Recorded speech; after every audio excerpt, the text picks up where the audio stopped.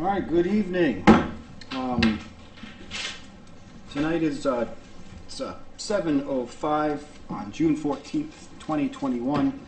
We meet this evening as the East Lyme Inland Wetland Agency. Myself, Gary Upton, I'm the chairman.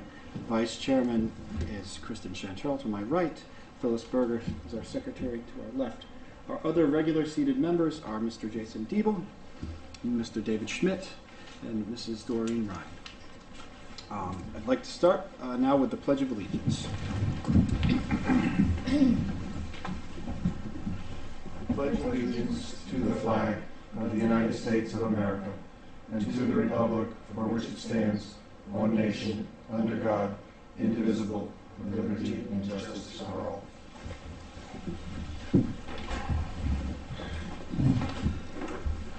Should be a pretty quick and efficient meeting. Sorry, I didn't mean to not introduce Mr. Gary Gaishel, is our town wetland agent, and our ex officio, Mr. Paul Daigle, is here from the Board of Selectmen. Pretty quiet room. I'm excited to say we're here in person and we're not doing that computer thing anymore. Thank you for everyone showing up. And I'll go on right through this posted agenda, which was filed on June 9th. We have item number 2, any additions to the agenda. Are there any additions or any changes? Would anyone like to make any additions or changes to our agenda? Can I make a motion? We have the pending applications. Let's see, item 8. Yep. Could we move that up before new business at least, just to make it easier for them? So your motion is to applicants. make that an immediate matter? Yeah. I would second that. All in favor? Aye. Aye. There we go. We're right into pending applications. Excuse me, that was not the motion. The motion was to move it up ahead of 7. Ahead of. Okay. Well, which would be appropriate? Let's clear. What was the clarification? Your motion. Let's see. Let's move item 8 to number 5. Would that be all right? Prior to the acceptance of the minutes. Prior So to. let's. Yeah. Does that make sense? Yeah. So understanding that the prior motion might have been a little confusing, the current motion, let's point out Mr. Daigle will make a new motion, which is to move it to item number 5 in front of the minutes. After the minutes. The minutes are 4. No. Oh yeah. Minutes of 5. The official one. I'm sorry. No, that's okay. All right, yeah, let's, so, to move it to item number 4, before we make this a labor that's longer than it's worth doing, right? All, been a while. second motion, does anyone second that motion? I'll second it. All right, all in favor? Aye. Unanimous vote in favor, thank you. Daigle looks like he's about to leap out of his seat here. I'm not going to leave out my seat. But the motion was to move it up ahead of 5, and then you said to move it up to number 4. Good luck. I think everyone understands the No. intent of the motion. What happened was we had 2 separate things with different numbers on each of them. Sorry. Yeah, the official agenda versus a kind of back of house agenda, which is why I wanted a printed copy of the official. Thank you, Mr. Gaishel. Item number 3, public hearings. We have none. Moving on from item number 3 to item number 4, public delegations. This is where members of the public are invited to speak to the commission about certain matters, issues or concerns related to approved wetland permits and in-house proposals, or general topics of discussion are open to comment. Agenda items, referrals, applications subject to a decision by the commission, a public hearing, or in litigation may not be discussed. The members of the commission will not directly answer questions or make comment during delegations. Is there anyone in the public that might want to make a delegation to this commission? Hearing none, seeing none, other than the Chantrell family in the back. Thank you very much. We're moving on to the next item, which is the pending application. Getting it right?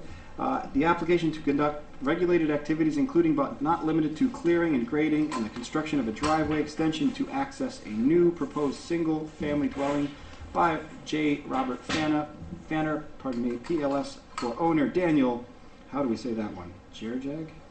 At property located at 29 Rocco Drive, East Lyme, Assessors Map 44, Lot 19 through 14.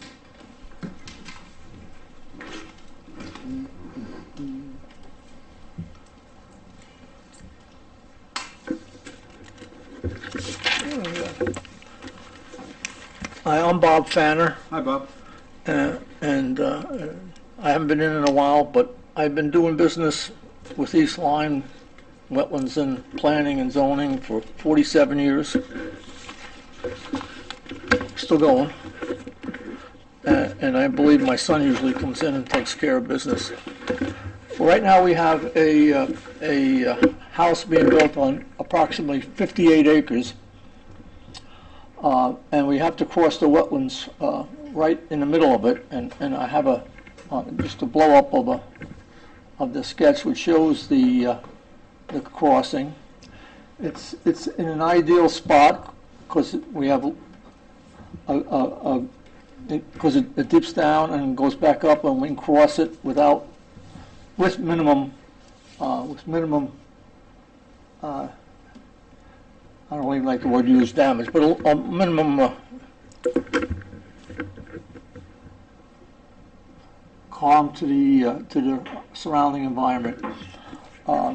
We have a report from Ian Cole, who's a soil scientist and a wetland scientist, that has reviewed this and gave his conclusion, which you have a copy of.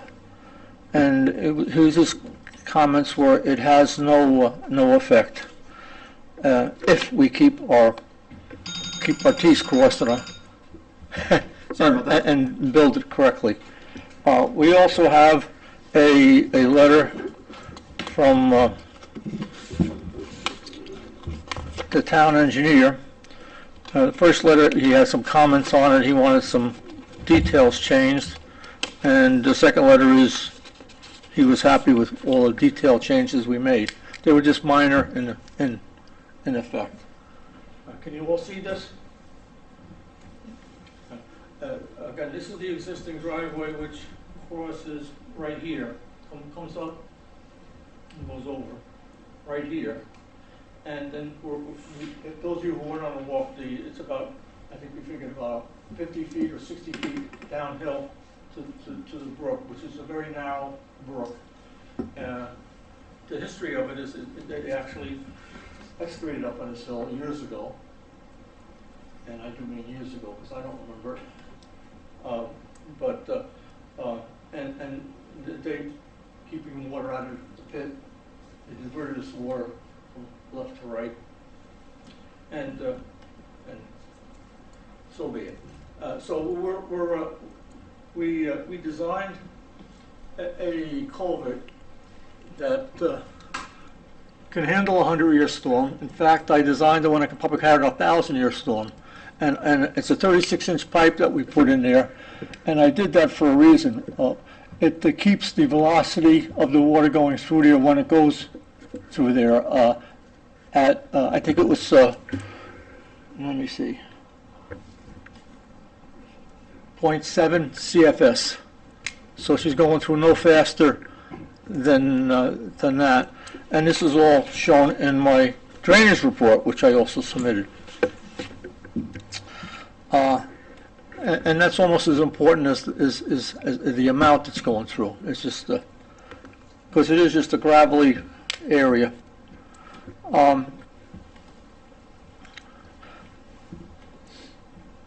don't know if you want to even bother with all I did, but I had to design this so the water coming from this crossing is no greater than it was before, which I've done. And then, of course, we are building a road all the way up the hill to the house. Like I said, one house on 56 acres, and the house is going up on top of the hill at the furthest spot. And but all it's out of the 100 area, but all of it falls in that 300-foot area. I don't have nothing else to say on it, and I'd be glad to answer any questions that any commission members have. I have a question. So the town engineer's comments were dated June 7th. So you're saying that you incorporated his comments into your design? Yeah. I got a letter from June 11th. Okay, that's probably... About the grade and revising the grading plan. Right, we want to show things like show the curb, show the retain, the guardrail that we're having, all minor stuff like that, which are on the plans now. So did you, so it says there was, the section exceeds the recommended maximum value of 15%. He was incorrect. He was incorrect? He was using, Memo. Sorry uh, to interrupt, Mr. Chairman. Go ahead. Just for clarification, so the second is a subsequent memo, which is not in this file, he's just submitting it now. So, not on the website. Yeah, I was looking for it. I see, It's okay, being included now, so okay. you can accept it. Move on. That may address some of the questions that were asked in previous comments. Mr. Schmidt, do you mind reading it to us? I will be happy to read it to you. Thank you, This is from Gary Gaishel, Director of Planning, from Victor Benny on June 11th, 2021.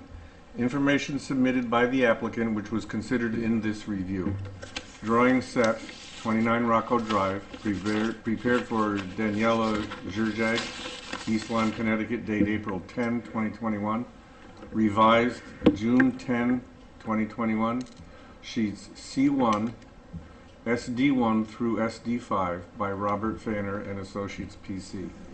Drainage report, 29 Rocco Drive, East Lyme, Connecticut. Date calculations, March 31st, 2021 by Robert Fanner. This office has reviewed the above referenced information and has the following comments. The drainage report indicates that the proposed drainage system was designed to limit the peak runoff rate to match pre-development conditions.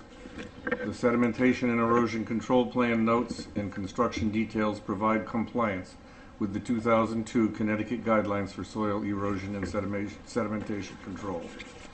The E&S bond in the amount of $6,000 is recommended by this department to control erosion and sedimentation as specified on the applicant's certified plan or as conditioned.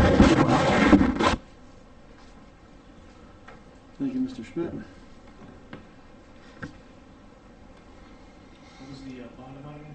$6,000.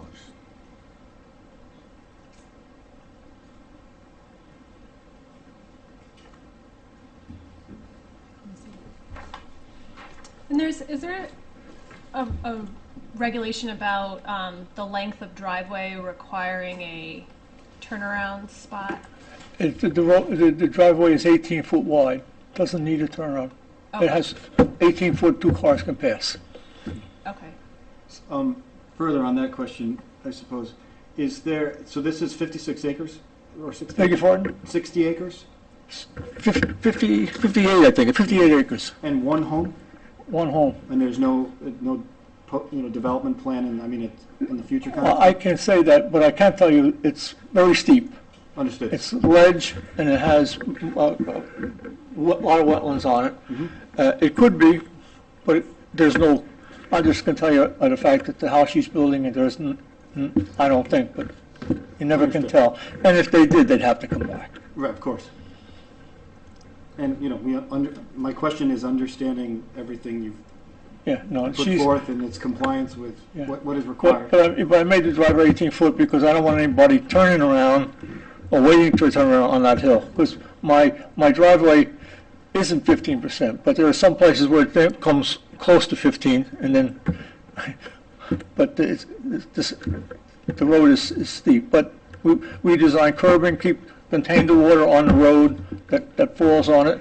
I put a swale in up above to treat the water a little bit before it gets to the road or gets to the drainage system. And the final numbers worked out quite well between what we don't, and then in 58 acres, we're building, we're what, 1% or less than 1% on the property. I guess that's my only question is, are there any, is the drainage created from the road flowing to this stream? There's an additional volume. Right. What I heard is that they're matching the existing conditions with the runoff. So any additional volume is being controlled through the stormwater structure. That's correct? Right. So effectively, the answer would be no. Theoretically. So the road discharge is gotten rid of before the wetlands? The maximum, if you look at the drainage report, I ran it for, I can see it, yes. Put my glasses back on. I would think that potential impacts would be water quality versus volume. Right. So we did address the water quality. Right. There's an existing swale that has some pre-treatment. Right. Yeah, I wasn't concerned about the volume of water. I'm just saying there isn't a road now. Yeah. There will be a road. It will collect water. Where does that water flow, and does it flow into this wetland? Right. That's what we have to consider Right. per our regulations. And portion does, yes. Right. Well, approximately 70% isn't affected by the road, goes around the road. Let's say 25%. I'm just guessing at the numbers. They're right in there. Goes down through the swale before the road up on top, and then down through the drainage system and dumps on the downstream side of the brook. And that's treated a little bit by the swale I have up above the road that catches that. And that flow is for a 100-year storm, I can tell you what it is, for the road.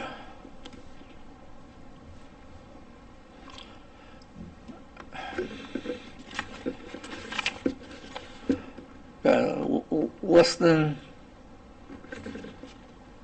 let's see, what that's the road. Well,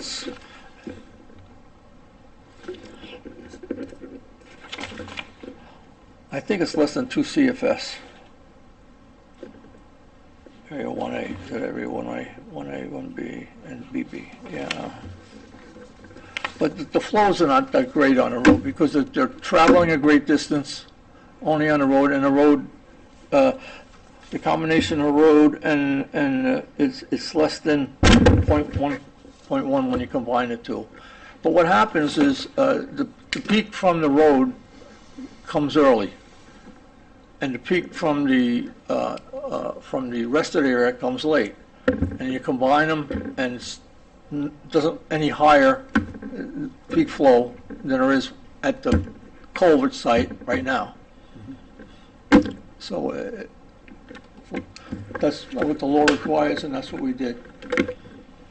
And like I said, I added a 36-inch pipe to keep the velocity down.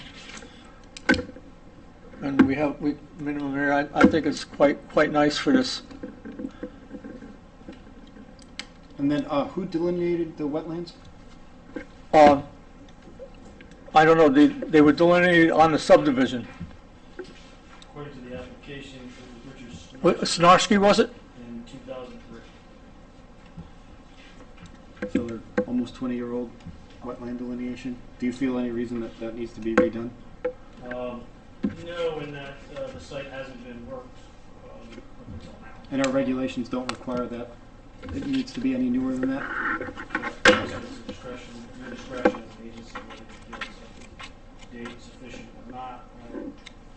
My opinion is that wetlands don't typically change, but on a geological timescale unless man That's gets done involved something. right now. So minimum, I would say 50 years for natural occurring wetlands to be modified, silted, and things like that.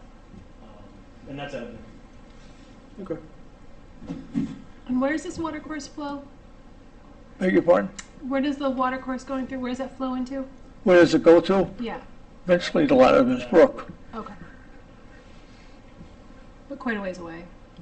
Yes, and it doesn't take a straight path either. Okay.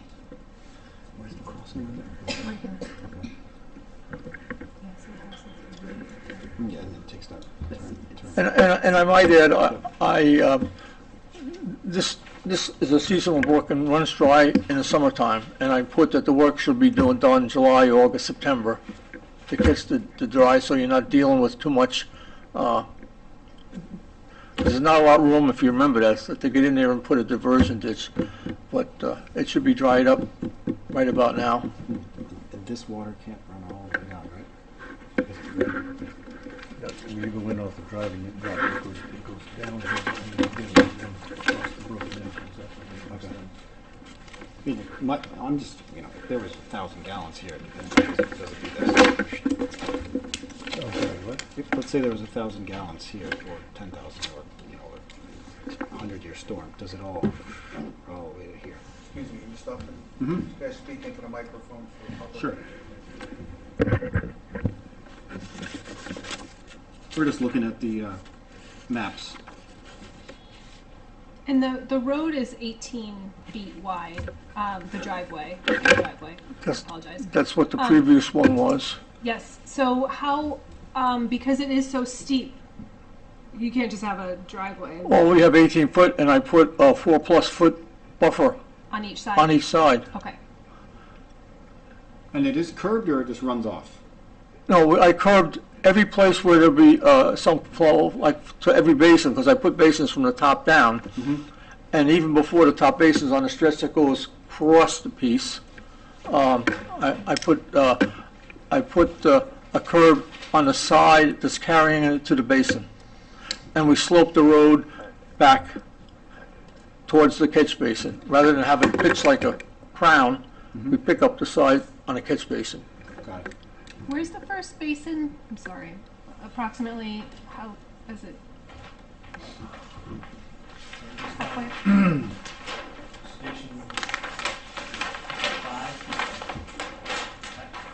5. Okay. So all the water flowing First down from the catch top basin. is directed, Again, sorry. here's the part, and I have to capture it because the hill goes up fast. I capture all this in a swale right here, cross it over here down to here. So the only water that comes on the road is from an embankment that's on the side of it. And I still put it, and I tilt this road this way, so it goes into that basin. Then there's a basin all the way down the hill, and I adjust rather than the standard way of putting a basin, almost like the slope slopes towards the basin. And that was, I don't agree with it, that's what the town engineer wanted, so we'll do it. It doesn't matter to us. Okay. Okay. So if the property owner decided to subdivide that property, would that driveway over the stream support additional? I have no idea. Oh. I would imagine they would use the driveway. It would support several other houses? Is there, We researched it to try to see how many we could get on it, and believe me, yeah. we did tons and tons of tests up there, and there's ledge almost everywhere. Mm. But I can't speak to the width of the driveway, it would support additional lots because it is wider. So if it were to be constructed and they came in with a re-subdivision, theoretically they wouldn't have to modify the driveway because it would already be wide enough. right. Oh, okay. The additional runoff obviously would have to be accommodated based on this home and whatever, their portion of the driveway. But again, coming down the hill, you wouldn't want anything less. Did you go on the sidewalk? Yeah, I did. You know, if you're coming at a 12, 14-foot driveway, then if you're off on the side of the road trying to pass each other, and who knows? You need a turnaround. How many homes would you need a turnaround if it was a subdivision? Subdivision requires a turnaround on a shared driveway if it's longer than 300 feet. You need a 20 by 20 bump out. So you have a narrow driveway. In this case, it's 18 foot. You need a bump out. If you had a 14-foot driveway, you need the bump out. Turnaround. So if it was subdivided, they would have to build that. No, not if it's 18 feet. Well, they can only, you can only have, under the subdivision regulations, 3 lots on a shared driveway. So they're only gonna, if they yield anything, it's only gonna be one more lot on Right. a shared driveway. That said, you have to look at the length of that driveway from the road and say, okay, where along that length I need a bump out. In this case, I don't know where you're located in the home here, but you could say, okay, there's a turnaround right where the driveway being proposed to fork now, right? So that could qualify as an area for bump out, it's typically wider at the fork. The town engineer would review that Because there's an existing driveway with a fork off, has this particular lot been applied for previously? I'm sorry, I'm half deaf, I have my phone off, I can't turn my hearing aid up. I was saying, has this lot been, and Mr. Gaishel sounds like he's answered the question, but has this lot been applied for in the past, seeing as there's, divided land on divided land? Is this the first time? This is part of the subdivision that they did, I don't remember when, that's one I didn't do. Second. It was delineated, so 405 Rocco Drive, this was part of that. Mhm. They let this And large lot was that was a lot in that subdivision. Okay. All right. I think based on the topography, the extent of wetlands, they're thinking the same thing. Yeah, I tell you, I think the chances of getting, other than one more lot up there, you might get one more lot, are about 0. I mean, we tested, we were 2 days in testing, Yeah. We appreciate your candor too. That's but again, appreciated. she's not, I can tell you, she's not gonna sell a lot. She's gonna live up there, she likes the spot, but I don't, I can tell what anybody's gonna do in the future. Things change, right? Yeah. Things change, and of course, they still would have to come to you. All right. Does anyone else have any questions here? Dorian, Dave, you guys? Nope. All right. Any other further comments from you, sir, that you want us to know about? Mr. Gaishel, any? I have no other comments. I would just note that in the notes, we have the date of receipt, 65 days to render a decision. Commission so inclined, we can make one this evening, or directly draft a motion, I suppose, but it's relatively straightforward. Note the engineer's comments and recommending $6,000 E&S bond. So certainly include that as a condition.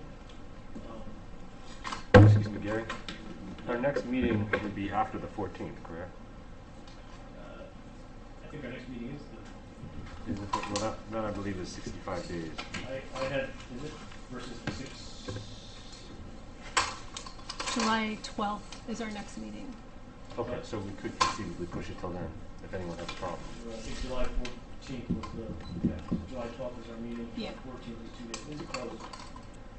But you're putting, again, if you approve it tonight, there's no reason why you shouldn't approve it tonight. I mean, and if you want to take another look, that's your prerogative, but you're killing right through the dry season.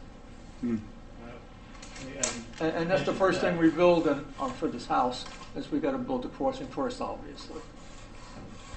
Typically, and again, even though they're closing it during the dry season, I would recommend you can include that as a condition as well. Because the only performance during the month of July and August, early September. Would that be a reasonable time frame from what you know? If they were limited What? to, would that be a reasonable time frame for the builder from what Oh, you you know? get it done during the summer, July, August, Say September. July 1st to September 1st?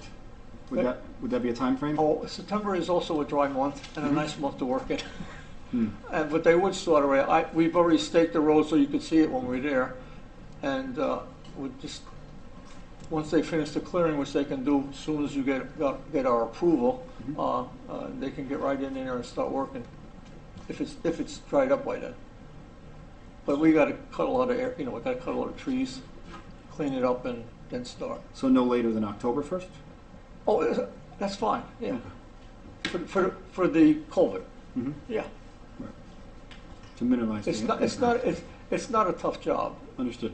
And it's very simple. We're laying the culvert on the bed. We'll grade it, but we're laying it on a bed, so there's no excavation, and then we're just filling on top of it to create the road.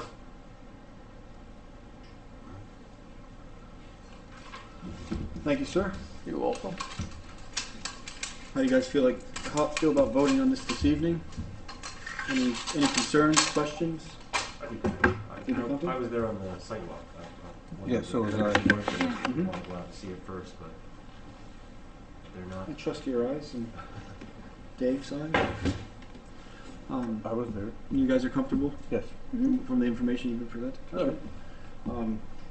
So, do we hear a motion to approve this application with what sound like two conditions, additional conditions, the correction of the erosion and sedimentation bond to $6,000 as suggested by our town engineer, and also a timeline of the work to be completed between now and, or ideally, July through October during the dry season. Right. That's what we're looking to do. That's fine. Specific to the culvert, it'll be on. Yes, the impact on the wetland. The house area. won't be done by then. Yeah. Does that make sense to everybody? Mm-hmm. Do I hear I would move approval with the $6,000 bond and the condition that it be completed by October 1st, and there was what else was in the report that I read? I don't have it anymore. Was there anything else in there? I don't think so. That report, can you pass it? I think that was the only thing. With his comments about the S&E controls be done in everything in accordance with this. Oh yeah, sorry. Sorry, Mr. Gaishel has a suggestion to add as a condition, which is An as-built survey. there we go. Mrs. Spang, does that make sense to you? Yeah, that can be repeated. I would move approval of the application with the conditions that the $6,000 bond, the as-built site plan, and completion of the project by October 1st. Of the drainage portion, the culvert portion of the project by October 1st. Which is technically the part that is before Yeah, us. So that's as bef- far as that's we're concerned, right, that's the right, project, right. right? I'll Yep. second. We have a second.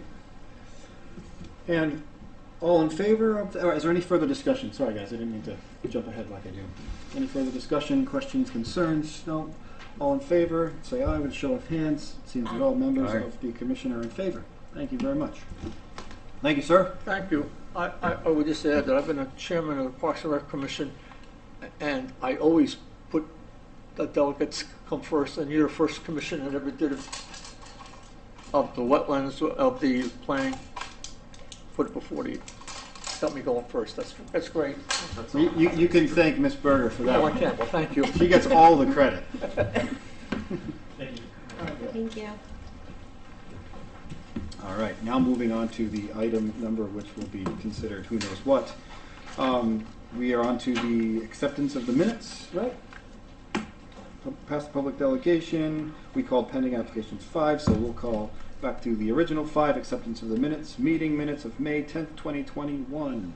Does anyone have any additions, changes, revisions, so on and so forth to those meeting minutes?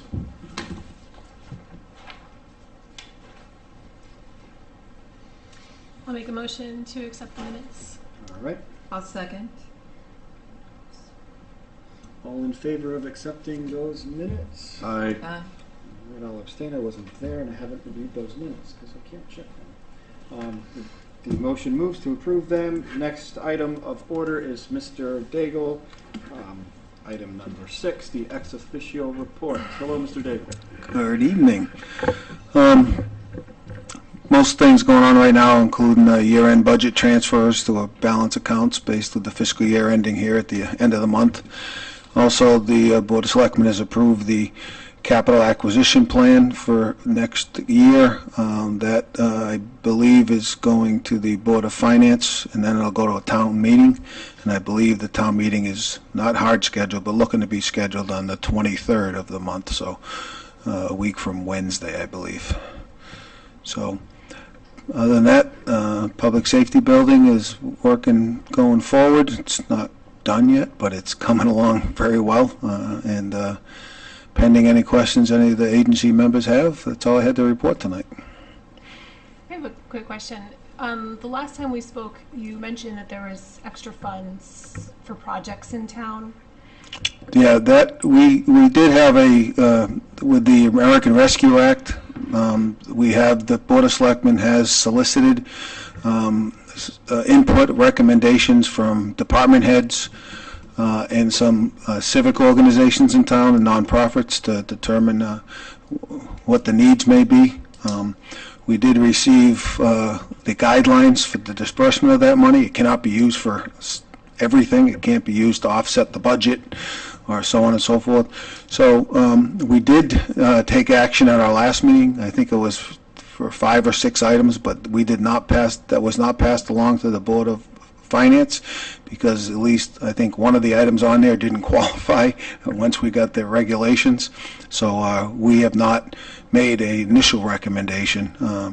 That money is supposed to be available, or half that money available this month, and we have until the end of 24 to 2024 to commit spending it, and it has to be spent by 2026. And this is coming in 2 stages, half now and half again next year. So no decisions have been made, even though we did vote to, and of course that would go to the Board of Finance, and I don't know if that has to go to a town meeting or not. But we're looking to help out various activities by the town and by some of the nonprofits in town who have helped a lot of people who have been impacted by the pandemic. So more to follow, more details, and hopefully at our next meeting I'll let you know. But we'll do our best. We may not spend it all or approve it all this year. We may wait for the new administration to come in next year. But there have been some urgent needs identified that we may look at. A couple of them are for this room. One of the things we're considering is, making this a hybrid meeting where we can do Zoom and do in public to afford more opportunity for the public to participate if they can't come and join various boards and commissions here at the. And if a board or commission member can't make it, they happen to be traveling for business, they can Zoom in as well. So even though a lot of us are sick and tired of Zoom, it could help going forward in some circumstances. I sent you an email about that. I'm not sure if you got it or not, because I had an idea. I don't know if this qualifies or not, but the bus garage, can we look into moving that to a better location instead of on top of the wetlands? The East Lyme Middle School? I don't recall seeing that, but that doesn't mean It could have gone to your junk mail. I It was believe from that my was, personal it was email. supposed to be temporary when it was It put was in supposed place. to be temporary, Yeah. and there's so many cars and trucks that are parking. The other issue we have is Yankee Gas came in when they ran the line. They took down the split rail fence, which was vinyl, then never put it back. And I tried tracking down some of it. split rail on. There's a split rail, a white vinyl fence that goes up around the pond. Okay. Kind of kept the cars from parking where they park now. Yeah, pushing in and pushing in. And Yep. they ran the gas line up. They didn't put the fence back. My guess is because the gas line went underneath it. And the gas line runs adjacent to the pond? Correct. Okay. Being a public utility, my guess is that went to got approved by siting council or some agency like that. It certainly didn't come before this. No, the fences won't keep any runoff from getting to the Right. pond, but it certainly was a feature we had at one time, I guess. I know that there's been discussion about using the new police facility, can the buses park there? I don't know if they're parking on the margin. I don't think it is. It would have to, Capitol Drive is limited in its space, but certainly we can start looking for a better location. Yeah, if we can put that back on the radar, maybe, because that's. yeah, and I don't know if that is under the jurisdiction of the town or the school department, No. school board, because it's school. I'll check with Jeff. I'll find out who's running that operation, because it's a quasi-public-private enterprise, I think. Oh, it's a contractor It's who, contractor, it's a right. contractor who provides the bus services that's hired by the board of. Letting using them, I don't know if we lease it or let them use it. I'm not sure. We'll try to track that. If they're leasing it, they're returning the cost back through what they charge us to operate the buses, I'm sure. Yeah, That's that not, makes a lot of sense. a lot of towns provide those parking places free of charge because, you're just going to get 10% added onto it when they send you the bill. So, no, good point. I will, if Gary, you follow up with, and I'll mention it to Mr. Nickerson and see what options the town may have on or off of school property. Is it in your purview, or is it totally under the water department, the progress on the upgrade to the wells and filtration system in town? I'm It's just curious, it's supposed to be close to done, isn't it? it's close to done. We did take some action to do some additional work on the road, where they ran the line up along the sports fields, and the road was there. They left an area that was unpaved, and we agreed to go pave from the existing pavement to the new boundary. So when they put that line in, they did some grading to support the runoff that came from the road that went down to the athletic fields. But there's an area of just gravel right now, and did that so vehicles can now park from my Boston days, park, instead of parallel to the curb, they come in at a 45-degree angle, which makes it safer, to have people come in, and they widen the road a little bit there. So there's gravel where they extended the width of the road, and they're going to pave that. So that wasn't part of the original contract with the gas line replacement, but Mr. Bergar recommended, and I believe that has to go to the town meeting. I can't remember. I don't have the agenda with me, but That's the gas line, not the water, right? that is the water line. Oh, okay. The connection they did between the two wells, the one You that... said gas, okay. Okay, That's okay. I may have, but it is the water line work down at the athletic fields along the road behind the middle school. So we can look forward to better water fairly soon. We can look forward to better Yes. water, yeah. Yes. Ours is brown. Mr. Daigle, I have a question. Yep. Has any thought been given to Dr. Gregory McIntyre's application to be an alternate on this commission? I'm not talking to Mark.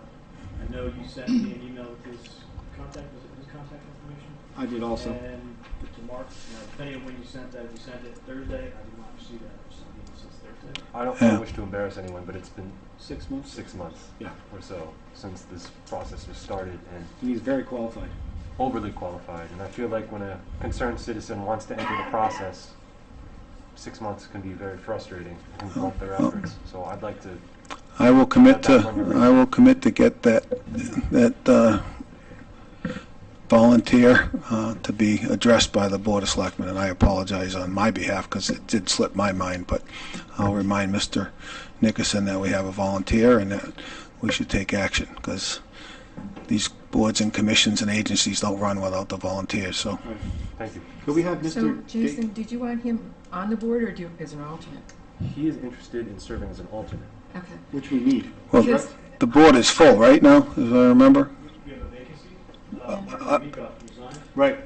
From An the- alternate vacancy or a full member? Alternate. Alternate vacancy, yeah. And he was interested when she was appointed.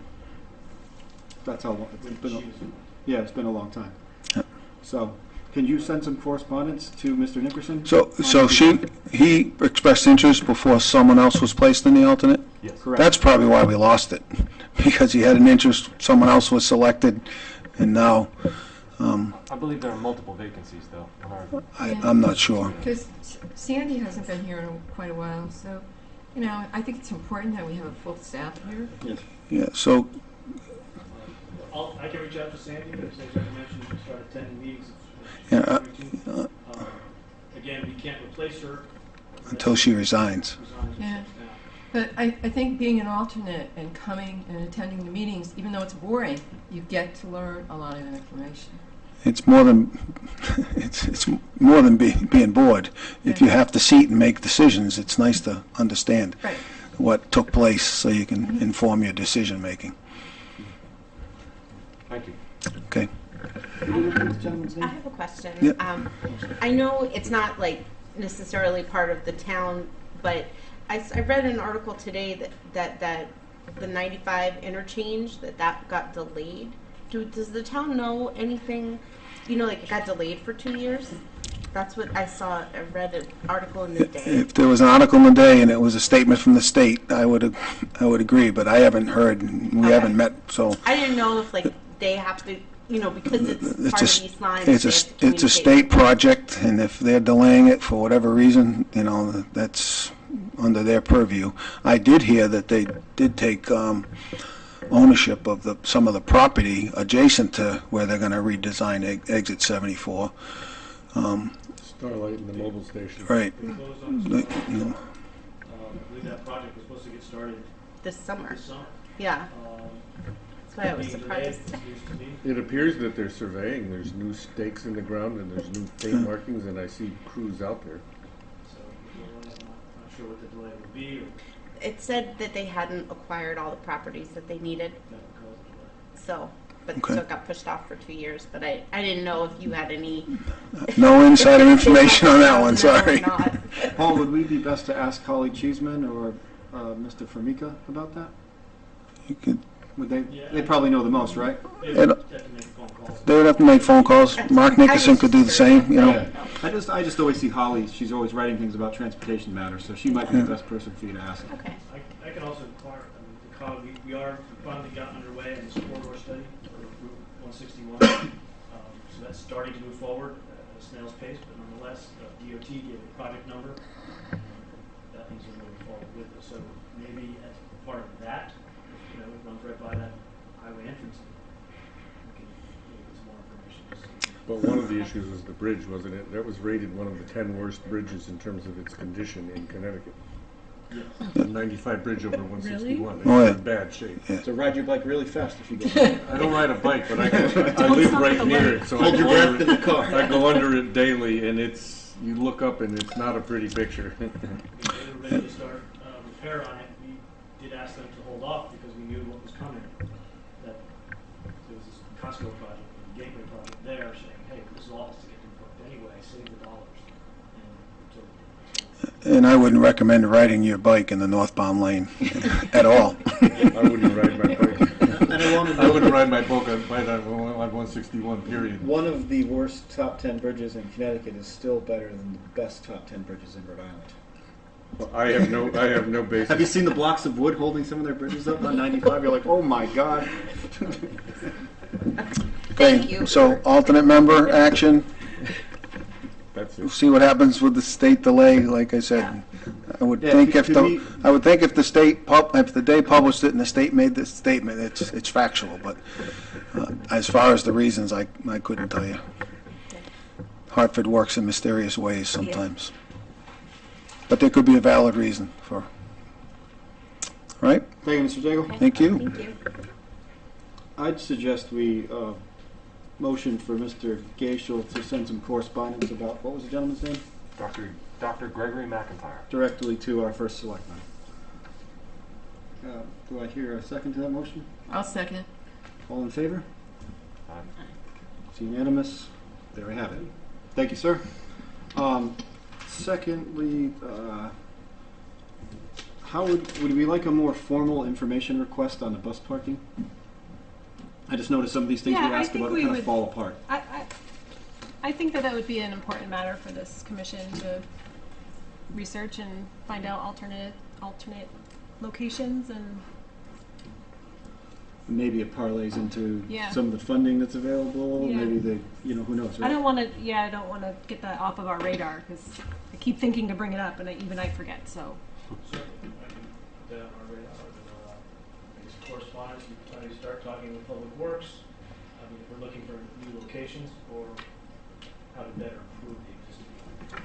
and if it was initially a temporary plan, which I've heard, what was their permanent plan? I mean, did they have a plan at some point when they had this temporary plan, or was it just were they ever Same one looking they had into for something? Same one they had otherwise? for the police when they moved Yeah, right. into that building. So, kind of curious if there has been research done on this already.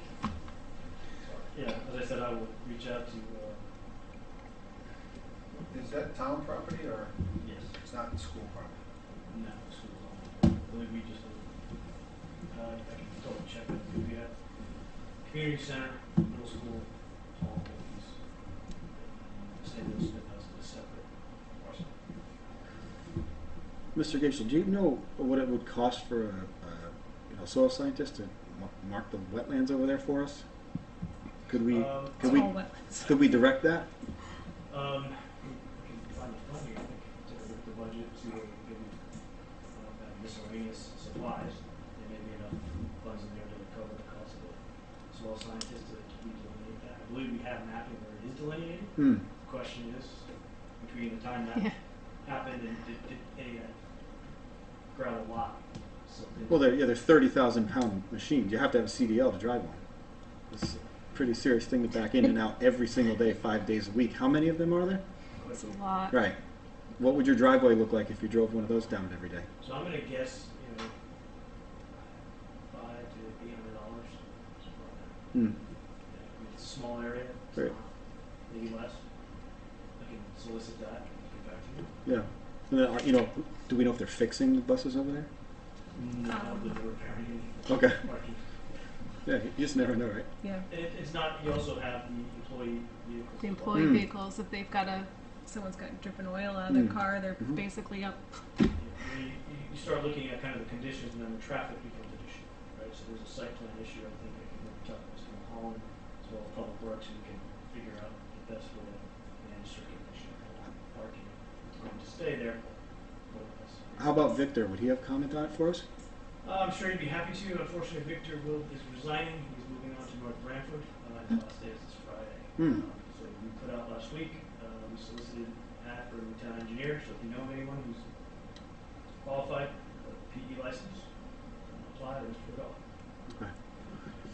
Anyone else that could comment that we currently have on staff? Bill You- Shear. okay. Bill Shear is also he's a land surveyor and PE. Okay. So they, as well, I believe Mr. Borgard is also PE. So I think they both of them can comment. I'd like to suggest a motion to have comment from whether it's our engineer or someone capable on the questions that you're asking about, rather than just, I don't want to unfairly put it on Mr. Daigle. Then then it goes to the board's first selectman, and it can be difficult, right? Would it make more sense to maybe just establish a subcommittee, an exploratory subcommittee, to go in and dig into this, find out what can be done and where it should go?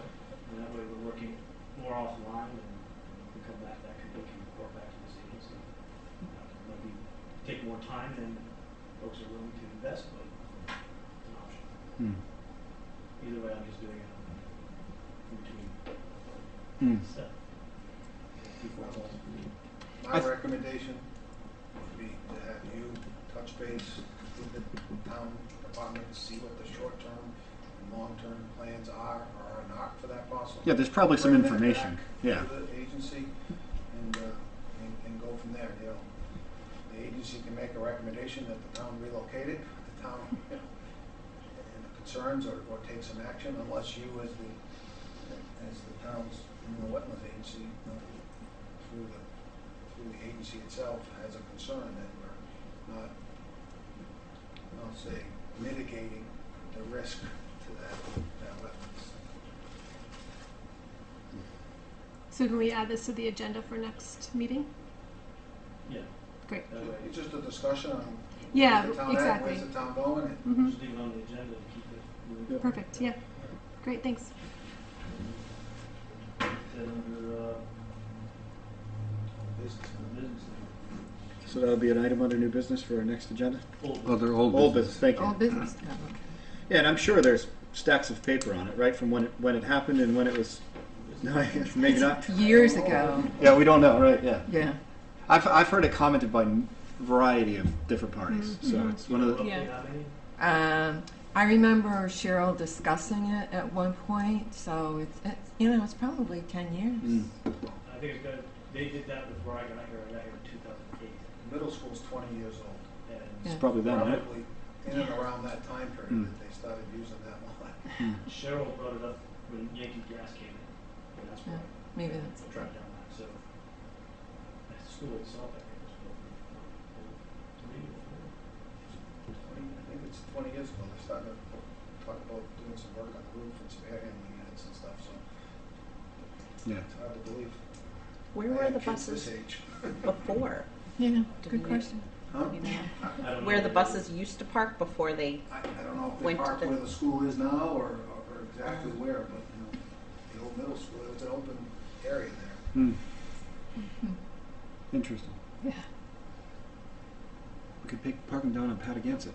Where those, it's a bad joke. All right, anyway, moving on. All right, any other, so we've got that's on your radar. Yep. All right, good, thank you, Yep. Ms. Chantrell, appreciate that. So, that's our ex officio report, thank you, Mr. Daigle, and moving on to our new business matter. I would make a motion, we take item B before item A, which is to talk about site walk procedures prior to the notice requirements. Is that do I hear a second? So we can pop through that quickly. Yeah, that's okay. All in favor of talking about that now? Aye. Aye. Everyone's in. We're going to talk about the site walk procedures. So, what's to be discussed here? Mr. Geisel. At the last meeting, we were asked to put together a contact list. I believe Jen got that out to you. It's got your cell phone number so you can all communicate. Again, I think she would stress that it's private, and those are your private numbers. You're not going to give it out to the public. And I think it really is concern as to when we meet, where we meet, and how they're run. Sure. So I don't know, Phyllis, you want to? Well, at the last site walk, 3 of us were at the wrong lot, and we probably wasted half hour sitting there. Yep. And you look kind of foolish. And we finally found it was up the hill. And then I think on the prior site walk, there was also issues with it. I don't recall what it was though. I wasn't there. We've always had little things Yeah. like that, right? I mean, if you're going to meet at the town hall, we should meet at the town hall. If somebody's going to meet someplace else, then they should let us know. If there's confusion, or there might be confusion on a lot, because you can't figure it out. I mean, this one that we just passed tonight was kind of a difficult lot to figure out where it was. Rocco, yeah. I think maybe what you were looking for is just standardization, like this is Right. the procedure we're going to follow. Yes. And if we change it, that's okay, but at least we have something that Yeah. we all agree on. And I think our standard procedure has been, ever since I've known, to meet here and follow Mr. Gaishel usually to where Right. we're going, right? I just had a conflict where I had to meet out Of course, there. yeah. Being at the, halfway up the driveway, no one would see my car. Right, so that would be the issue. My history as ex officio has been at the commission members, agency members' desire. If someone lives up the north end of town and there's a sidewalk to the north end, then I'll meet you there. I'm not going to come all the way to town hall. Sure.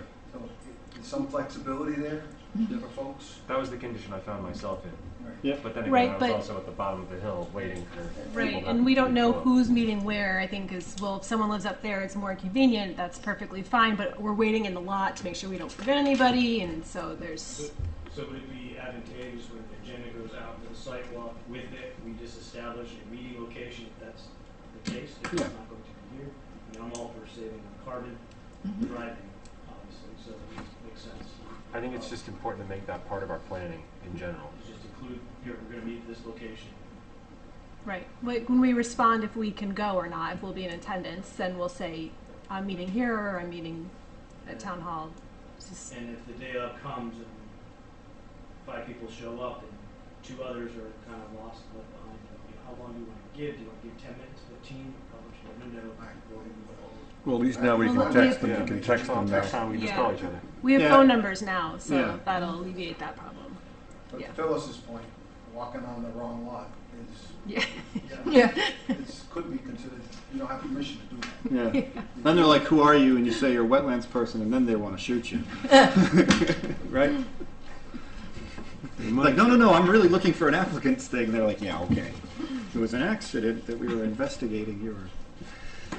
I have something that I thought was kind of interesting. It was in last week's day. It was regarding ledge light launches free mosquito control program for residents. And one of the paragraphs, it says, the district advises residents to eliminating stand water in wetlands areas, depression, clogged gutters, etc. Wow. It's right here. Wow. I looked at it and I said, I can't believe that they would recommend something like Remove standing water in wetlands. That's call Steve Mansfield. that. Yeah. I know Steve well. Fill it in. You don't want mosquitoes. I can text him right now if you want. A Oh, yeah. Retraction. Oh my gosh. Oops. Yeah,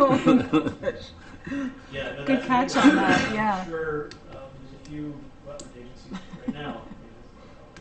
I just thank you for bringing that to my attention. Maybe a Facebook comment could be made by one of us, just to educate our. I wouldn't go on citizens. Facebook and make any comment. I know. know. I'm sure.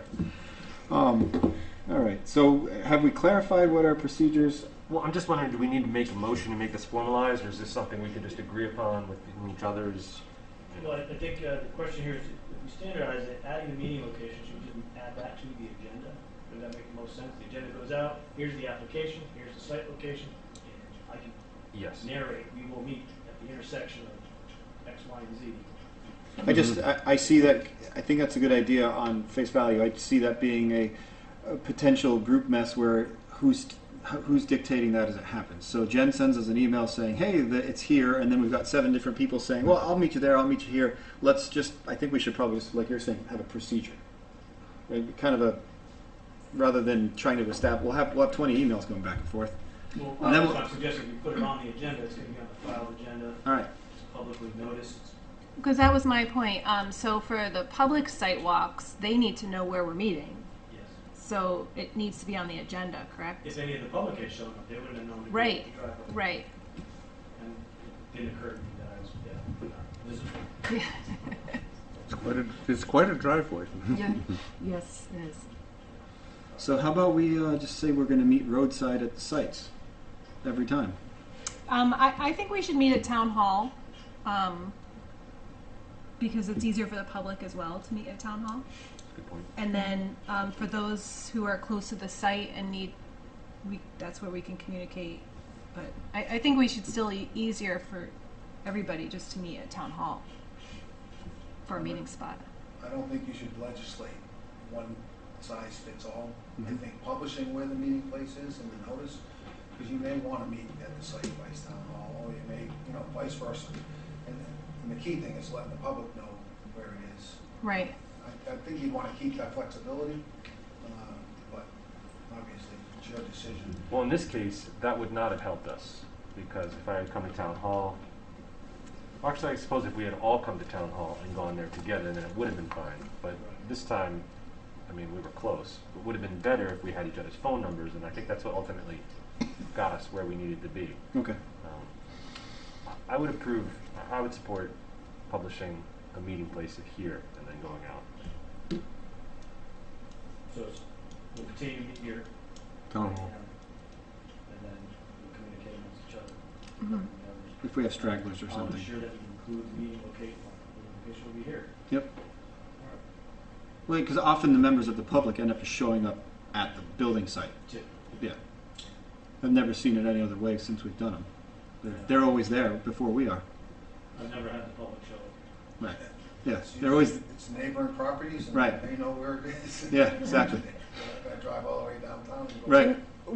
Would it, I don't know if this is just silly or not, but I mean, would it be better if you did publish, say, we're going to meet here at the site, and give a specific spot, but then us as a group, if we wanted to, we just know we're going to meet here at the town hall and then drive there that way. I mean, because the public, like, they have the location, but So don't Again. include the town hall on the agenda. Here, wait, I have an idea. I don't know. I have an idea. How about we meet at 9 o'clock at town hall, and then we're meeting at the site at 9:10. Oh, I like that. Pretty much everything's 10 minutes away. So those who want to go to the site, be there by 9:10. Those at town hall, be there at 9. I think that's a good compromise. I can add that Does that work? narrative on as a note to the agenda. Like, is it even, I don't know if it's even, like, worth it. I just, I think we've got each other's phone numbers now. Yeah. that's the biggest yeah. issue. because- Let's do a group text, guys. Yeah. No. Without Mr. Geishel on it. No. Ding, ding. This is true. 11:35 at Gary, night. Gary, was your phone number on there, on that list? Check it. Because you would be the one I would want to call. I'm lost, there you go. I'll put that on Facebook. If you have any questions, here's Mr. Geishel's phone number. He only receives text at 11 p.m. No, you're not on there. Ah. I'm on. I was about to give you my number. I can't. It's, my number is on the website. It still should be as a COVID matter. 860-235-6211.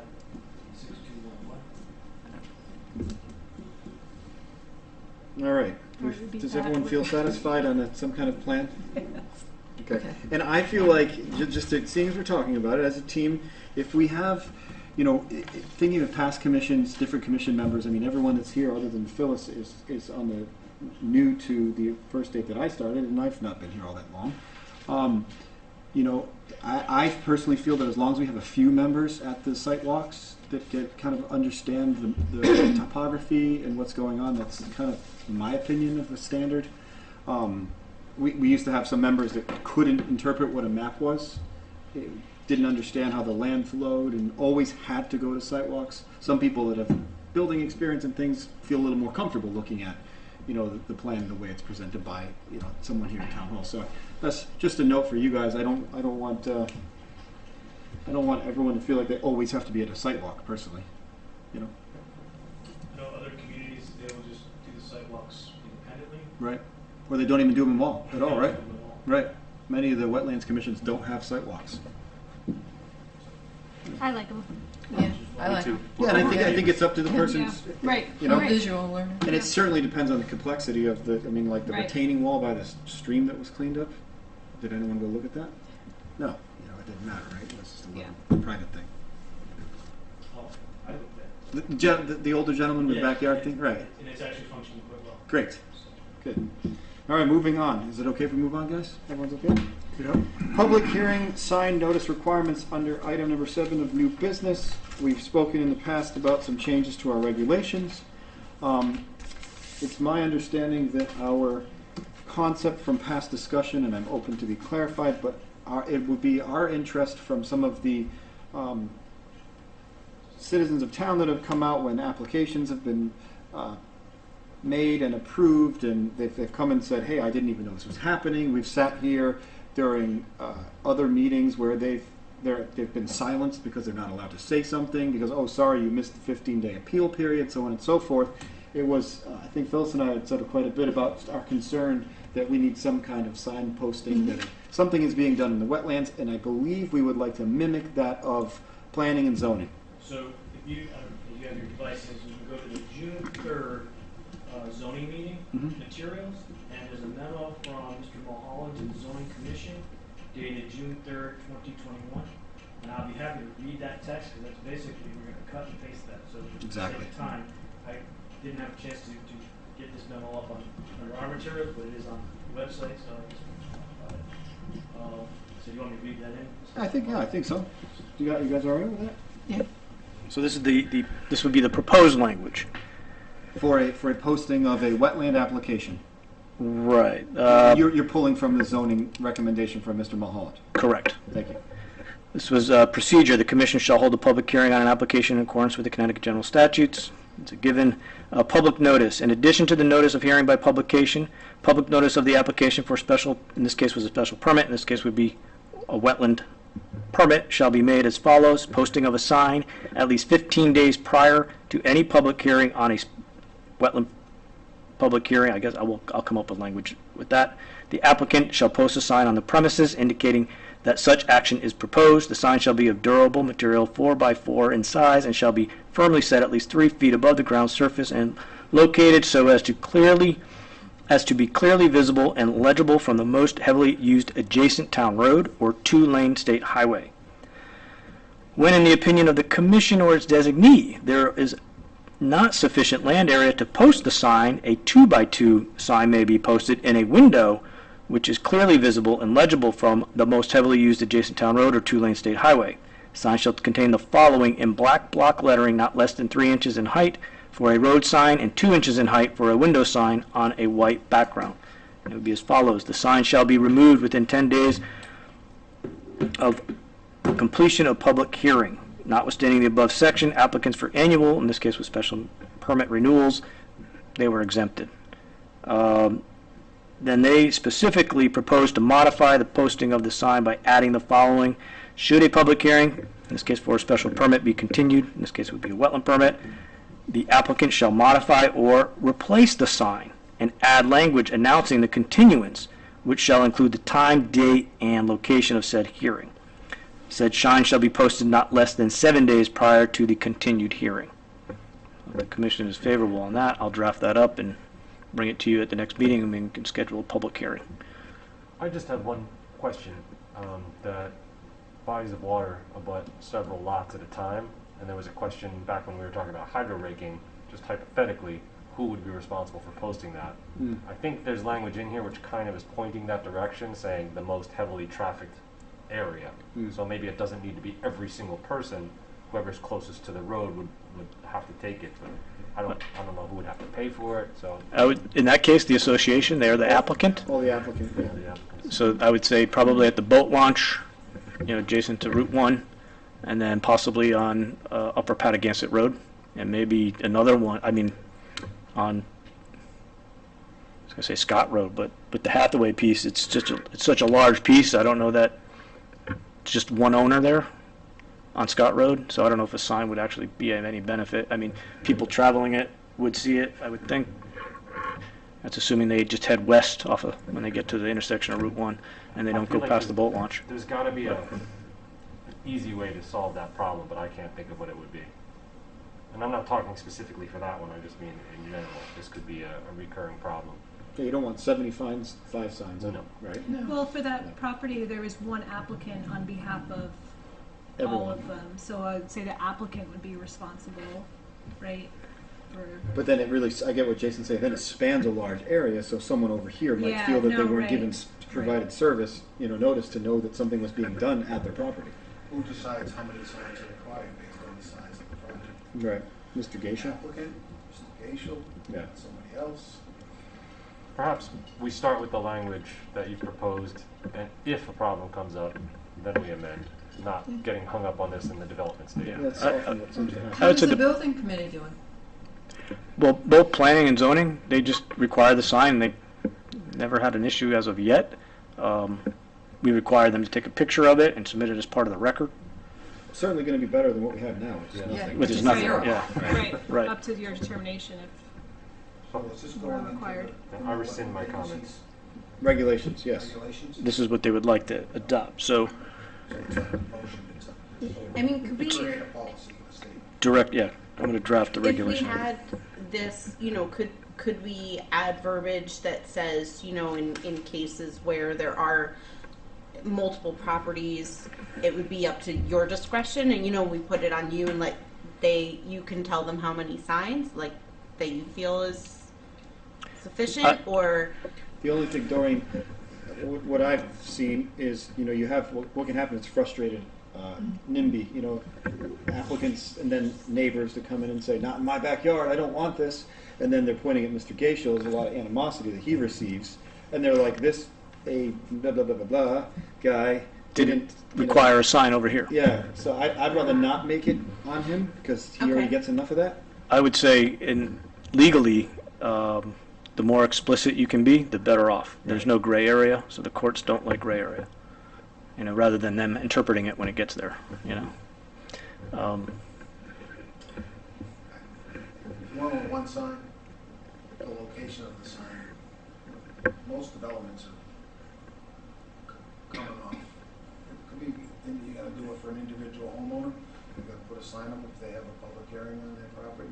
So usually it's one sign, and Yeah. if it's a larger thing, maybe Gary interacts with the applicant and say, this is the best location for the sign. Covering all four sides of Lake Patagonia is Yeah, Overkill. overdone. Well, And I don't want to make this a big deal. right. I'm looking to do the same thing that the zoning or the liquor license, Yeah, I whatever. think of it Be as consistent. supplemental. Yeah. The legal requirement is the legal ad. That's it. So, and there has been some legislation that passed that unfortunately, I think we still have to publish those legal ads, but it was a push to only publish them on our website. So I'm trying to work that out now, is what exactly we have to do. But for the time being, we're being conservative and just continuing on with normal procedure. I think we're living in a space now where we're not meeting the standard of planning and zoning. And rather than trying to, like you're saying, rather than trying to come up with some language that's more encumbering than what they're doing, we should at least as a minimum just, start there. Yeah, Does that make sense? why reinvent Yeah. the wheel? Yeah. Right. I understand there might be flaws, there might be holes, but let's at least do what planning and zoning does. Does that make sense? Yes. I agree. So, make a motion for Mr. Geisel to write that regulation for us, Yeah, I will draft, basically cut and paste from both zoning and planning, which we can review at our next meeting. bring that to you at the next meeting, you can add the language, or I'll try to do my best adding it ahead of time. And you can just massage it and see fit. I'd suggest we keep it as similar to that as what you already have, like Mr. Daigle said, rather than us getting too far off confusing. Yeah. It's my opinion, personally. The planning requirement, again, is just a 4x4 sign 15 days prior.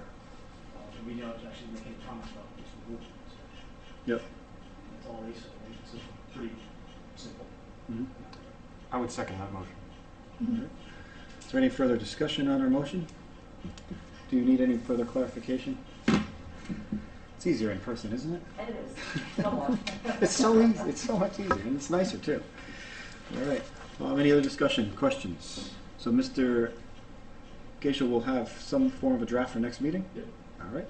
All in favor, show of hands. Say aye. All the commission members Aye. agree. Aye. Thank you, everybody. That's great. I think that makes sense. Moving on from there, item number 9, old business. Appears we have none. Reminding that next meeting that will be discussion of the bus parking depot thing. Next item, we have reports, chairman's report. I don't have anything to report other than a little bit of correspondence that Mr. Gaishel sent to me, or handed to me from Aquarian Water Company. It really is, it's a letter from Peter Fazekas, the Director of Corporate Communications, in search of a Environmental Champion Award as an opportunity for Connecticut's environmental leaders and advocates to earn statewide honors.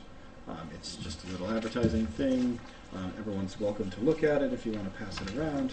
On that note, I would just comment that we're undertaking, our trying to achieve our silver certification for sustainable CT. We have until August 24th to get that done, so if you have an intern that just started working with me, that's its primary focus right now.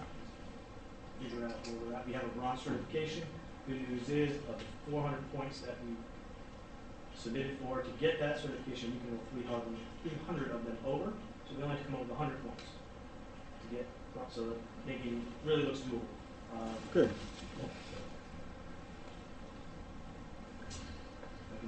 Go on my report. Yeah, go ahead. We'll pass this around while The we're... other bit of correspondence that I did receive was a request for authorization under the general permit for diversion of water for consumptive use. Authorization required categories from Connecticut DEP. This is Whitegate Farm is looking to pull water from Lake Patagonia for irrigation purposes. The maximum daily withdrawal, roughly 150,000 gallons. It'll be the largest volume of water withdrawn in any 24-hour period. DEEP is reviewing that. I reached out to Darcy Winter with the Inland Water Resources Division, inquired and said, hey, do they need to come to us as well? Thinking they probably do, but I'm waiting on that answer. It's for farming use? It's for agricultural use, probably exempt. Right. That's what I'm thinking. But they still It's have a to lot of apply water. for a permit through DEEP for diversion of water, so that's why I was questioning, is it exempt or is it regulated activity? But don't we get our drinking water indirectly from there? Indirectly through the aquifer. So, and because the wells are further south, it's not a diversion of water. Yeah, do we know how far their use is away from the lake? I mean, is the runoff back to the lake, do we think? Pretty much. I mean, as you travel up Upper Patagonia Road, you go past Whitegate Farm, over to the left, you'll see they have their crop field. Mm-hmm. There's a pretty good, what I would call meadow, I guess, if you go between those cultivated areas in the pond. So, runoff. Hmm. Is this for additional crops? I don't know. Didn't say. Seems like a lot of water. They must, either they're using it now somehow or they're adding. I'm just curious. Oops. Okay, so when could we expect that would come before us? Next meeting? It is the next, sometime in the future, if it does, if I can get an answer from the state as to whether or not we regulate this type of activity, I'll put it forward. But I just thought you know that we did receive that correspondence from them. Being reviewed. And keep in mind that tonight's applicant was talking about water flow through the culvert, 36-inch culvert, and it was down in like 0.2 CFS, Yeah. so cubic foot per second rate. Converting the 150,000 gallons to cubic feet, that's over 20,000 cubic feet of water. So it kind of doesn't live in the little bit of water. Right, yeah. So that's something really to, and it's that's the peak amount they want daily. In a 24-hour period. For how many days? All summer. Drain them. Do they own the whole lake? No. Yeah, of course. It's just rhetorical. Right. I mean, if they want to own the lake, because we may just give them the lake if we approve that. It sounds Give them? like. Well, we might be. Yes, you can go ahead and take all the okay. water. There'll be a lake over there in a minute. They could put a development when Right. the water's all gone. Yeah. There you go. They're not going to flood out their crops. They're going to use a lot of water, don't get me wrong. They're not going to create a new lake. So maximum month average daily withdrawal or transfer, 100. Total volume diverted divided by number of days the diversion is operated during the peak use calendar month. Frequency of withdrawals or transfers 8 hours per day, 2 days a week, 40 days a year. sounds reasonable in a non-drought, but if we're in a, if we remember what Rosemary Osfeld was talking about when we were discussing water and the level of drought we've been subjected to, it sounds a little sketchy. This Some- version is operated seasonally, provide dates, April 30th to October 31st, so it's really when Could we seek the opinion of someone like Dr. Osfeld as a past agency member and as someone that would comment for us, if and when this comes before us? you wanted to. I could direct you. We could ask you to ask her. See if she, Yeah, because you offer work. a suggestion, pro bono. Yeah, you work with the POC. On the Planning Conservation Development with her, right, and the Agricultural Commission. Yeah, well, I work with them. Yeah, she's not on that, but yes, through POCD, she's been involved. Yeah. I know her involvement has declined. Right, because right. of her Workload. visits, Yeah. But yeah, I don't see any reason. She's got the expertise. Yeah. Someone who can. I think she'd give us a 2-sentence opinion on it. And Yeah. That would be worthwhile having. But we could also probably seek that of the gentleman that was. He'd probably be. His resume was pretty. Yeah, he'd probably be able to help us with that too, right? Yeah. Yeah. All right. Because I don't know if 150,000 gallons is crazy talk or reasonable. Yeah. So, all right. Thanks, Mr. Sounds Yeah, good. it sounds like it. But at the same But- time, as Mr. Davis pointed out, they're not going to want to float their crops either. So you think maybe that's the plan? Yeah, maybe they're opening a rice patio. Yeah. See, Cranberry. Cranberry. East Lime's first. The other There's item, mud wrestling in the off-season. Mud wrestling in the off season. the other item that I have is you guys saw, I made a determination regarding a project on West Lane. Determined that no wetland permit was required because the proposed activity was outside the 100-foot upland review.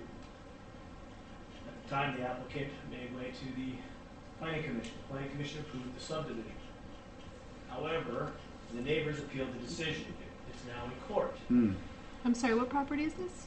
This is the acreage on West Lane, Old Black Point. So Oh. I've received a number of inquiries from Ms. Barbara Johnson, who suggested they're doing work without permits and the right approvals. I've tried to explain to her that the agency never required a permit because the proposed activity was outside the 100-foot upland review area. That said, again, because it's in an appeal, she's saying that we're not enforcing the regulations. I have an email that she sent to me in Connecticut DEP, so if I can read that into the record, she'd ask that I do that. I'll make it as quickly as possible. And she's corresponded with you numerous times about this matter. Correct. Recall the name. Yes. From Barbara Johnson, Lyme1234 at yahoo.com, to myself at ggacial at eltownhall.com, and CC the Connecticut Department of Energy and Environmental Protection, sent Wednesday, May 26, 2021. Hello, EL Town Inland Wetlands and EL Town Planner, Mr. Gaciel, as the East Lyme Town Inland Wetland and Town Planner for regulation, also CGS 22A to 22A-45, along with 22A 105 to 22A 109 in the CAM Act. Enforcement by your agency is needed to minimize disturbance. Request need to have an update reports to stop natural habitats, vegetation, trees cut, which are clearly in danger of erosion after a large rainfall with no hay bales being used.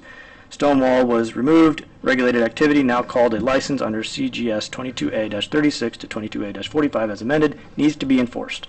These numerous rules, regs, statutes, I believe, have been violated and should be enforced by your office ASAP. Hay bales to surround boundary of huge area not protected for preservation of soils, etc.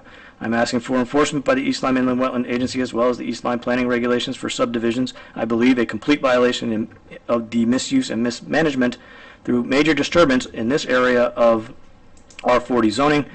Old Black Point has been done, violated by owner of the property. Please, under 6-11 regulations, subdivision regs, reserve strip should deny any further disturbance of this reserve strip belonging to and claimed by Black Point 1 foot, paren, 1 foot, end paren, along West Lane, as this is part of the BPBCA through a special act of the Connecticut legislature in 1931. Please issue an enforcement action to stop, provide an update subdivision plans, and propose changes for the public to view.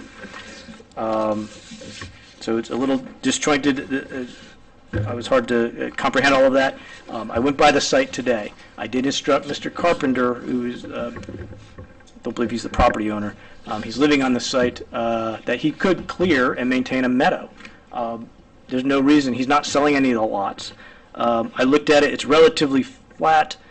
I did say that, be careful what he's doing, obviously, because you don't want to create the erosion issue. A lot of the site is now opened up, which I thought would have remained vegetated with meadow grasses and things like that. It looks like he did some work and it's kind of dug up. So at the moment, there's no erosion coming off the site, even with all the rain that we had today.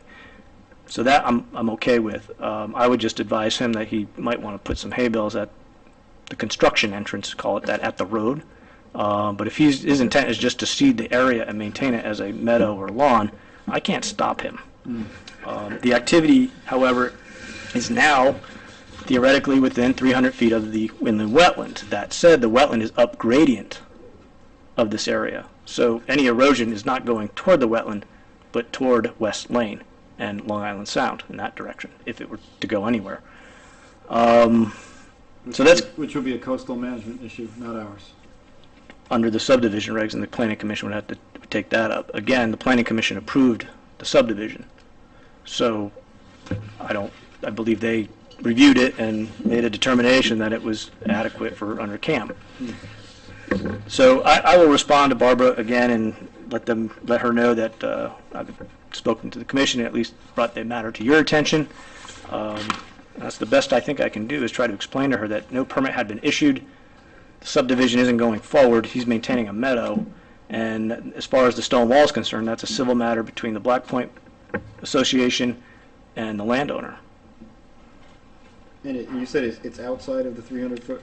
Right now, the limit of disturbance, I would say, is just at the 100-foot. So if he went a foot further east, or I'm sorry, in this case, west, he would be probably entering even into... in that case, it is down gradient of what is our wetland. Correct. And you will inform her of this? Yes. Okay. What do you any comments on this, anyone? Well, our regulations changed post this. Post the approvals. Right, so. So if he's going to, beyond the grading that he does, if he decides to take down more vegetation, if he decides to turn up the entire thing, he could turn around and say, I'm planting a garden. I would say, okay, well, maybe go get a determination from the agency. I would say that's probably an exempt activity. If I saw a garden not pop up and I saw, something else like a shed or, again, a barn, we could go after that possibly. Again, if the barn is essential to the farming operation, it would be exempt. But he hasn't demonstrated that he's got a farming operation to begin with. So right now it's just a field. It's a single-family residence, so I think we would, for the most part, regulate unless he establishes an agricultural operation, and let's say the tax assessor sees it that way too. Tricky. I was just looking during that on the prior thing about the 150,000 gallons for 40 days, and I was doing a little math on that being 6 million gallons. Then I was kind of trying to understand a concept of what a million gallons look like, and a million gallons is 267 feet by 50 feet, 10 feet deep.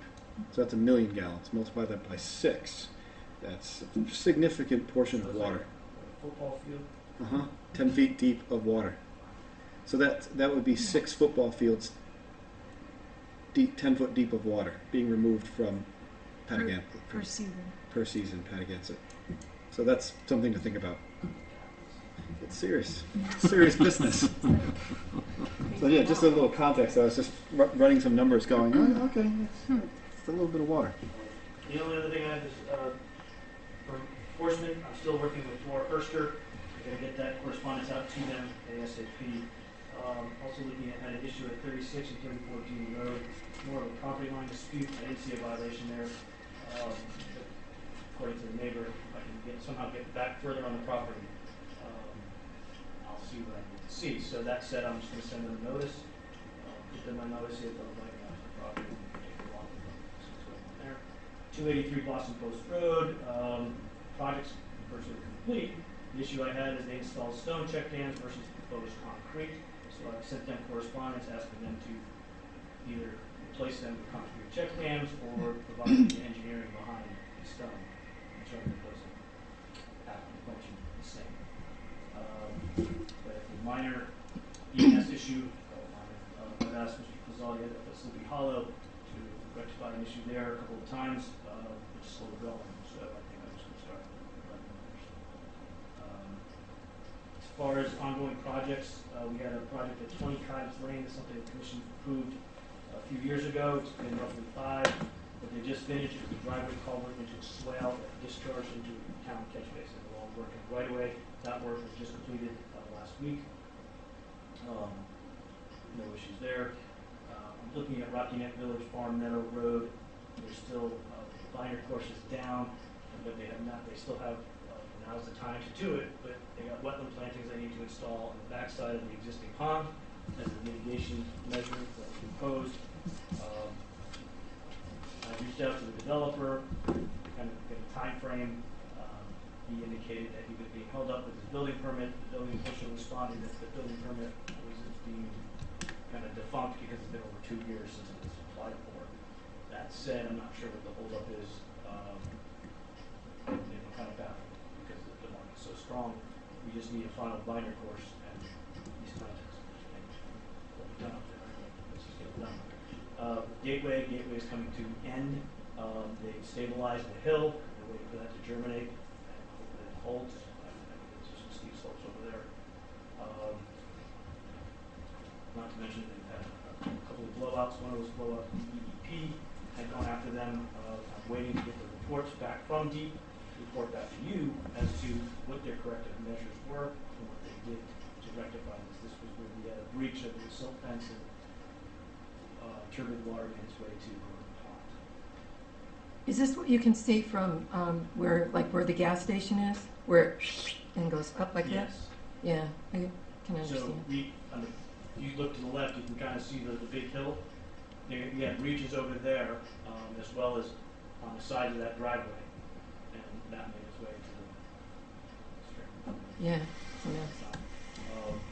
Also, need to rectify some property issues with the land trust. Part of those breaches, they had sediment go onto land trust property, so that's a civil matter between them and the land trust. But nonetheless, I think we'll have to be in there with some breaks.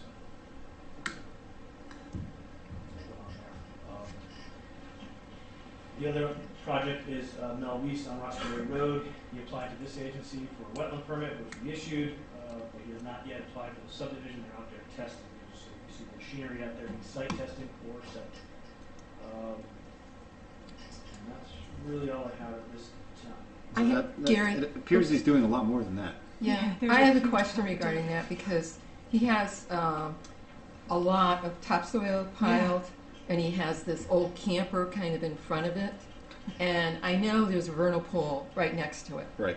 and it's Yeah. actually more than a vernal pool because it's wet all the time. All the time. Yeah. And it's. I don't think there's any silt fences there.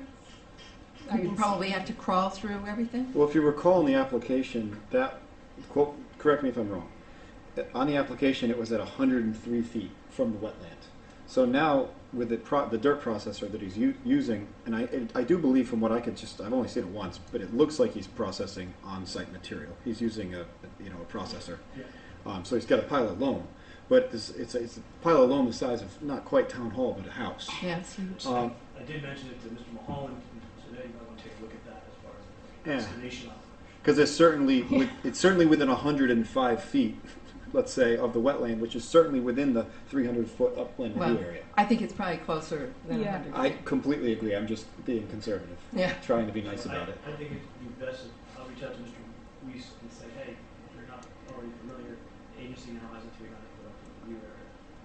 So new activities, processing material. Yeah. I mean, I think we figured that out.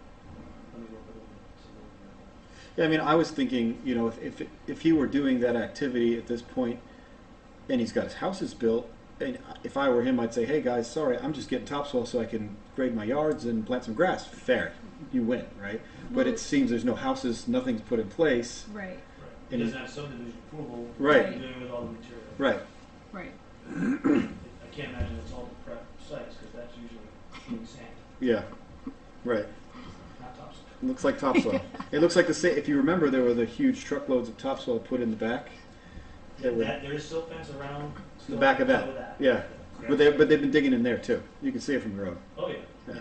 There's some issues. I walked back and I was like, oh. So I want to just, you're aware of it, I'm Mhm. aware of it, Mhm. pursue it, so. Okay. Okay. Because that's where we previously had a cease and desist. We did, Right. which, we were 103 feet. Right. So now, I mean, we'd hate to have to talk about that again, wouldn't we? So I have another question. On the Rusty Cafe, they put another building or something there? I don't think so.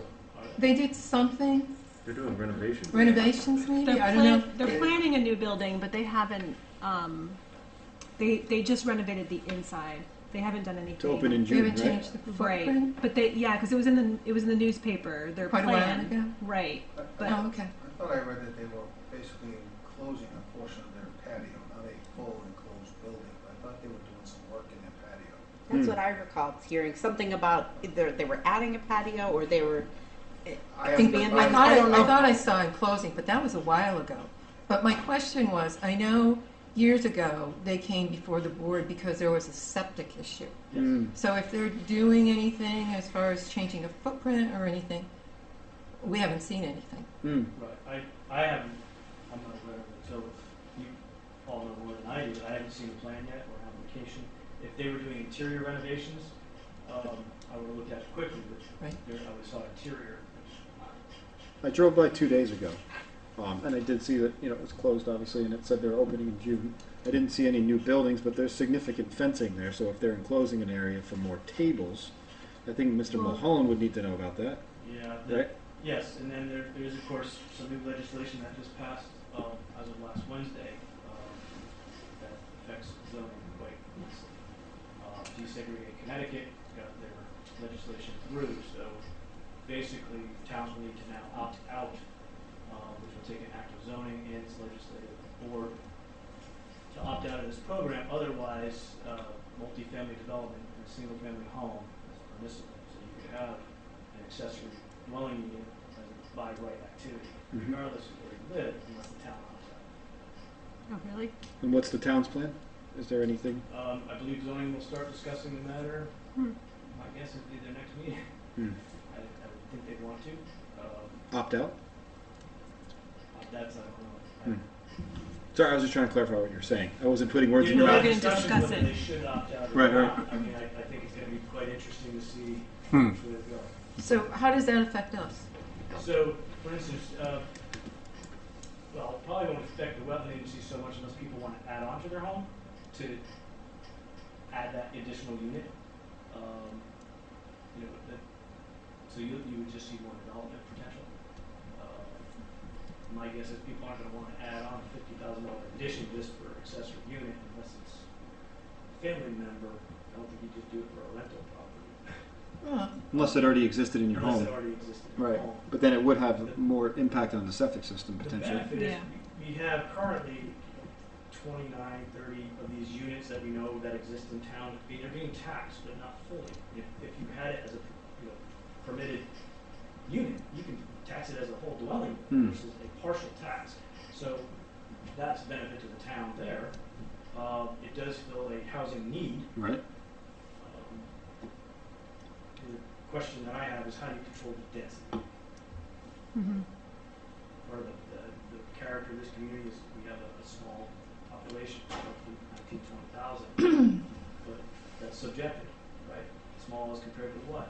100,000, city of 100,000 versus, a small town like Kent, Connecticut, a population of 1,000, right? So, I mean, I think the character of town as it stands, if we wanted to maintain that from the previous POCD to this one, that was kind of a sentiment that I heard, was maintain the character of town. Well, that would include density, traffic, all of these things that are going to be increased as a result of that legislative change potentially. Mr. Gaishel, meaning any single family becomes a two-family? At Limited at two? Or I believe it's limited to. Hmm. If anyone, just to keep in mind with any matters like this, wants to be ex officio for our agency at planning to hear about that, you can feel free to nominate yourself and say you want to go listen to it. I can't say I can do that right now, but that's something we can. But I can keep you all, up to date and rest of this, what the town does. Hmm. For too long, before it becomes effective. I gotta look at the effective date, it might be October of next year. Hmm. So I think towns have some time to jockey around this. But you said they have an option to opt out of it completely? Something option out that. So, well, it's mandated by state statute, you can get out of it. Was it an answer for housing? Yeah, Okay. for equity. So then how would they would opt out with what, a vote from the zoning commission? So the zoning commission has to take a vote to opt out of the program, and then that gets forwarded to the board of selectmen. In the cases where the form of government is a town meeting, which that is ours, the legislative body has been given the authority to make that decision whether or not opt in or not. So zoning could say, Zoning would probably recommend to the board, this is what we think you ought to do, and the board of selectmen is going to have the ultimate final say. And the question is if the board says, no, and zoning says yes, or vice versa. Yeah. I'm not sure the legalese on that. Wetlands decides. I'm just kidding. I'm just kidding. all right. Do you really want to? No, I'm just kidding. I think failing to have an agreement, it would happen. I think Probably. failing to have an agreement on the opting out, it would go forward opting in. It seemed right. I would think that's how the courts would, being out as a legislative. Cool. Well, this matter, although riveting, I don't know is in our purview at the moment, so. No, I just think it's good to have an awareness of it because we should see more applications. Well, and I'm curious too, is if they're really going to be looking at current septic situations for these homes, because if you're now doubling the capacity in a house, you're going to blow out the septic system. And So those caveats do exist in the Oh, okay. legislation, so that parking, obviously, water, those things have to be provided for. But if you can demonstrate that you can do it, you can apply for this theoretically as of right. So I'm thinking the towns will adopt regular zoning regulation that regulates it to some degree. I would think, because most septic systems are mandated by the number of bedrooms in a 3 or building, 4 aren't they? bedrooms, So right. if they're adding a bedroom, they're gonna have to update their septic. true. Okay. Just curious. Thank you, Mr. Gaishel. Any other information, correspondence? Before we move off this topic entirely, this is almost guaranteed to be an issue we're all going to face as citizens at some point going forward. This new zoning regulation. You can find out more on the website, which I'm currently looking for, but can't speak and look at the same time. If you want to know more as a private citizen about this, If you could share that with us, that'd be great. working on it right now. Thank you. I would probably just look up the bill. I don't think the statutes will be published yet because they won't get revised. I believe it's this whole movement has been spearheaded. I could be wrong, but this movement was spearheaded by Luke Bronin's wife, and the organization is called Desegregate Connecticut, and their website is desegregatect.org. I have not reviewed that, so I can't attest to its veracity. But if you're interested in finding out more, desegregatect.org. Looks like there's an extension HB 6107. There are also informational talks going on in the next month or so online. 7/12 there's a meeting. I'm sure you can register at the website if you want to know more. Interesting. With the concept of creating more housing, from understanding? Yeah. More affordable housing? I think it was a means to provide for affordable housing. There's no requirement that the unit be deed restricted affordable. So when you were talking earlier about the character of the community, East Lyme has a certain character which has developed and evolved over many years, unintentionally, but it is also the product of many years of intentional policies that have made ours and other small Connecticut towns look the way they do and create a certain character to them. And though many of us have benefited from a beautiful small town, many of the people who live in our state have not benefited from these policies. And I think that this is a attempt to correct that. Interesting. Thank you, Mr. Deal. I look forward to looking into it. Anything else?